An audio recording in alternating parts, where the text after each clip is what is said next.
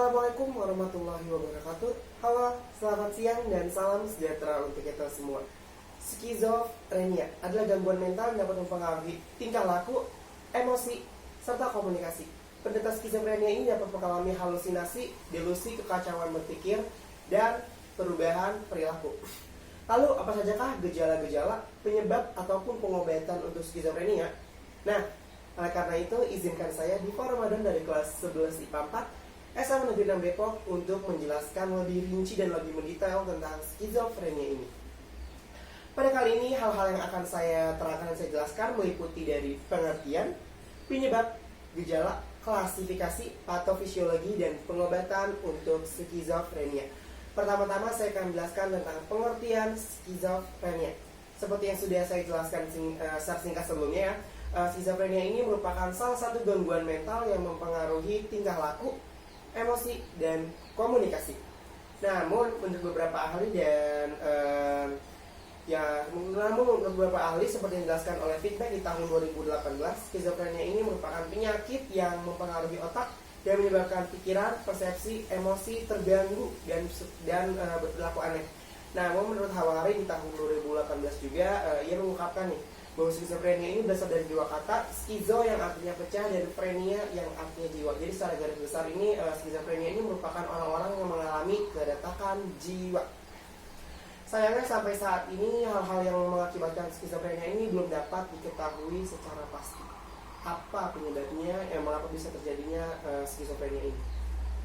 Seperti yang saya singgung sebelumnya bahwa skizofrenia ini belum diketahui secara pasti penyebabnya. Namun berdasarkan penelitian yang telah dilakukan dan beberapa studi-studi yang mengatakan bahwa skizofrenia ini disebabkan oleh gabungan dari kelainan genetik, reaksi kimia pada otak, dan lingkungan sekitar. Selanjutnya saya akan menjelaskan tentang tanda-tanda ataupun gejala skizofrenia. Pengidap skizofrenia ini mempunyai masalah dalam mengendalikan emosi, pikiran, serta perilakunya. Tanda-tanda dan gejala skizofrenia ini bermacam-macam nih. Namun biasanya skizofrenia memiliki gejala berupa delusi, halusinasi, dan berkata-kata dengan tidak wajar atau suka ngelantur. Delusi ini adalah kondisi di mana seseorang merasa atau meyakini sesuatu yang bukan kenyataan terjadi. Seperti seseorang nih yakin bahwa dirinya bisa terbang, padahal sama sekali dia nggak bisa terbang. Kemudian halusinasi. Halusinasi ini adalah kondisi seseorang yang mendengar ataupun melihat sesuatu yang tidak nyata. Contohnya kayak seperti dia sedang ada di rumah, namun dia bisa melihat gunung api di dalam rumahnya sendiri. Selanjutnya adalah klasifikasi skizofrenia. Klasifikasinya pertama adalah skizofrenia paranoid, yang kedua ada skizofrenia katonik, yang ketiga ada skizofrenia tidak teratur, yang keempat adalah skizofrenia diferentiatif, dan yang kelima adalah skizofrenia residual. Nah, saya akan menjelaskan tentang skizofrenia paranoid terlebih dahulu.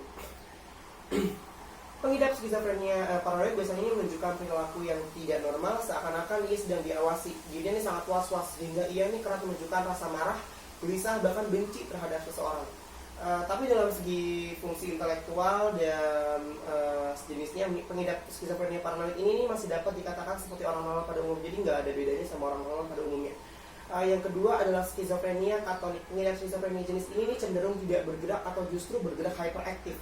Pada beberapa kasus pengidap skizofrenia katonik ini juga enggan untuk berbicara, dia tidak bicara sama sekali gitu, dan tergolong tidak memperdulikan kebersihan dirinya.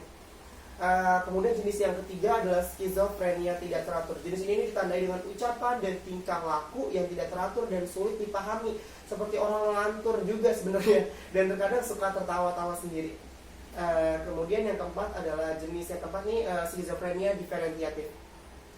Skizofrenia jenis ini merupakan yang paling sering terjadi. Gejalanya ini yang ditimbulkan ini adalah kombinasi dari beragam subtipe dari skizofrenia lainnya, seperti skizofrenia tadi yang katonik, terusnya ada yang pertama tadi paranoid. Jenis yang terakhirnya adalah skizofrenia residual. Pengidap skizofrenia residual ini biasanya tidak menunjukkan gejala-gejala umum dari skizofrenia lainnya, seperti berkhayal, halusinasi, delusi, kemudian tidak tahu berbicara dan berperilaku. Karena biasanya skizofrenia jenis ini akan terdiagnosis jika satu dari keempat jenis sebelumnya ini telah terjadi. Jadi ini kayak sisaan dari jenis-jenis sebelumnya. Selanjutnya nih saya akan menjelaskan tentang patofisiologi dari skizofrenia. Skizofrenia ini terbentuk secara bertahap, dan penderita skizofrenia ini biasanya tidak menyadari ada sesuatu yang tidak beres dalam kinerja otaknya dalam kurun waktu yang lama. Biasanya seperti itu. Kerusakan yang terjadi ini secara perlahan-lahan ini yang akhirnya menjadikan skizofrenia sangat tersembunyi serta berbahaya. Di dalam otak ini juga terdapat miliaran sambungan sel. Setiap sambungan sel ini menjadi tempat untuk meneruskan maupun menerima pesan dari sambungan sel yang lain. Sambungan sel tersebut ini melepaskan zat kimia yang disebut neurotransmitter yang membawa pesan dari ujung sambungan sel yang satu ke ujung sambungan sel yang lain. Di dalam otak ini juga terangsang skizofrenia terdapat kesalahan atau kerusakan pada sistem komunikasi tersebut. Pada orang yang normal, sistem switch seperti dalam sebuah ponsel akan bekerja secara normal. Sinyal-sinyal persepsi yang datang serta rangsangan dari lingkungan dan rangsangan psikososial akan dikirim kembali dengan sempurna tanpa ada gangguan, sehingga menghasilkan perasaan, pemikiran, dan akhirnya melakukan tindakan sesuai kebutuhan yang diperlukan pada saat itu. Pada otak penderita skizofrenia, sinyal-sinyal yang dikirimkan ini mengalami gangguan sehingga tidak berhasil mencapai sambungan sel yang dituju. Selanjutnya, saya akan menjelaskan tentang pengobatan untuk skizofrenia. Pengobatan skizofrenia untuk seseorang ini memerlukan perawatan yang berlangsung sangat lama, yaitu seumur hidupnya seorang pasien.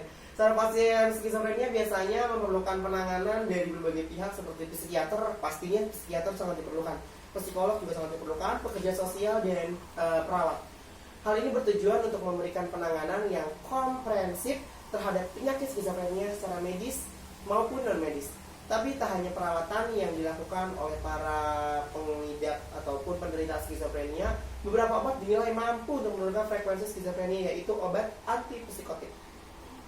Obat di generasi kedua ini dinilai lebih efektif dibandingkan dengan obat-obatan antipsikotik di generasi pertama. Obat-obatan ini seperti obat antidepresan untuk mengurangi frekuensi skizofrenia. Jenis-jenis obatnya adalah Abilify, Cepris, Rexulti, Freelar, Clozaril, Panax, Latuda, Zyprexa, Infelga, Seroquel, Risperidone, dan terakhir adalah Diodon. Selanjutnya saya akan menjawab pertanyaan yang diajukan oleh guru mata pelajaran biologi saya, yaitu Bapak Abdul Malik Jalaluddin, MTD. Pertanyaannya adalah sebagai berikut. Jelaskan mekanisme kerja neurotransmitter yang berisi dopamin, serotonin, dan norepinefrin yang dapat menyebabkan penyakit skizofrenia. Jawabannya adalah sebagai berikut. Pada dasarnya, secara sederhana, neurotransmitter ini merupakan kurir pengantar informasi tubuh yang bekerja pada sel saraf, yaitu neuron. Setiap neurotransmitter ini punya perannya masing-masing pada saat bekerja di otak, sehingga berpengaruh pada suatu kemampuan yang dimiliki dan diatur oleh otak. Misalnya seperti dopamin berperan pada pergerakan, kemampuan belajar, atensi, ataupun perhatian serta emosi. Sedangkan serotonin berperan pada mood atau perasaan, rasa lapar, dan tidur. Sementara dari norepinefrin ini berperan untuk meningkatkan kewaspadaan dan juga gairah. Neurotransmitter ini tentunya mempengaruhi sikap dan perilaku seseorang jika terjadi kelainan yang pastinya merubah hal tersebut. Hal itulah yang dapat menyebabkan skizofrenia, bahwa neurotransmitter ini bisa sebagai salah satu acuan untuk mendiagnosis dari pengidap skizofrenia. Kesimpulan dari seluruh presentasi saya yaitu skizofrenia merupakan gangguan yang mempengaruhi kemampuan seseorang untuk berpikir, merasakan, dan berperilaku dengan baik. Penyebab pasti skizofrenia ini belum diketahui, namun kombinasi genetika, lingkungan, serta struktur dan senyawa kimia pada otak yang berubah, senyawa kimia yang pada otak yang berubah mungkin berperan atas terjadinya gangguan skizofrenia. Skizofrenia ini ditandai dengan pemikiran atau pengalaman yang nampak tidak berhubungan dengan kenyataan, seperti tadi halusinasi, delusi, ucapannya atau perilaku yang tidak teratur, dan penurunan partisipasi dalam aktivitas sehari-hari, kesulitan dalam berkonsentrasi, dan kesulitan dalam mengingat. Penanganan skizofrenia biasanya seumur hidup dan sering melibatkan kombinasi obat, psikoterapis, dan layanan perawatan perawatan khusus yang terkoordinasi. Cukup itu saja yang bisa saya sampaikan. Kurang lebihnya mohon maaf. Wassalamualaikum warahmatullahi wabarakatuh. Dadah.